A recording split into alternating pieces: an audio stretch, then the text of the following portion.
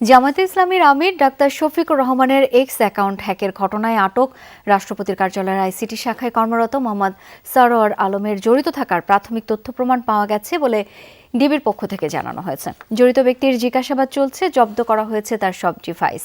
এ বিষয়ে আমরা আরও জানবো। রাজধানী থেকে যোগ দিচ্ছেন সহকর্মী রাব্বি সিদ্দিকী। রাব্বি, আর কি কি তথ্য আছে আপনার কাছে, জানাবেন বিস্তারিত। ক্লিংকার বেশি থাকলে সিমেন্ট বেশি খাঁটি। আনোয়ার সিমেন্ট। শাওন, একটু বলতে চাই যে আপনি জানেন যে এই ঘটনাটি কিন্তু জামাতের নেতা কর্মীরা, বিশেষ করে জামাতের শীর্ষ নেতার এক্স অ্যাকাউন্ট হ্যাক, এবং সেই অ্যাকাউন্টটি হ্যাক করেছে বঙ্গভবনের যে রাষ্ট্রপতির যে কার্যালয়, সেই কার্যালয়ের একজন সহকারী প্রোগ্রামার। এবং সেই যে তার যে মেইলটি, সেই মেইল অ্যাকাউন্টটি কিন্তু শুরুতেই জামাতের আমিরের যে এক্স অ্যাকাউন্ট হ্যাকের পরপরই কিন্তু জামাতের তরফ থেকে কিন্তু বলা হয়েছিল যে এই অ্যাকাউন্টটি এই মেইল থেকে হ্যাক করা হয়েছে।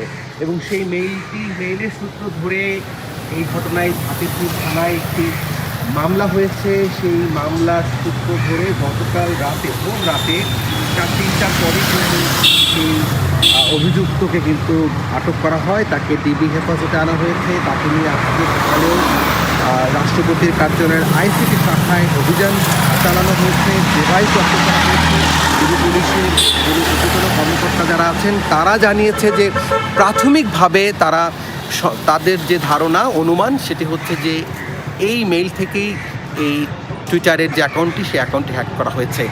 যদিও এটি নিয়ে তথ্য প্রযুক্তি বিশেষজ্ঞ যারা আছেন তারা বলছেন যে এটি সম্ভব না কোনোভাবেই, মানে একটি মেইল থেকে একটি আইডি হ্যাক করা, সেখানে বারবার করে ক্রমান্বয়ে পোস্ট করা, বিভিন্ন কিছু পোস্ট করা, সেটি সম্ভব নয়, প্রযুক্তি বিশেষজ্ঞরা বলছেন।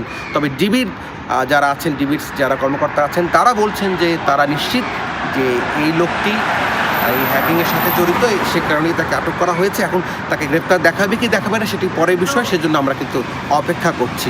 শাওন। রাব্বি, অনেক ধন্যবাদ আপনাকে।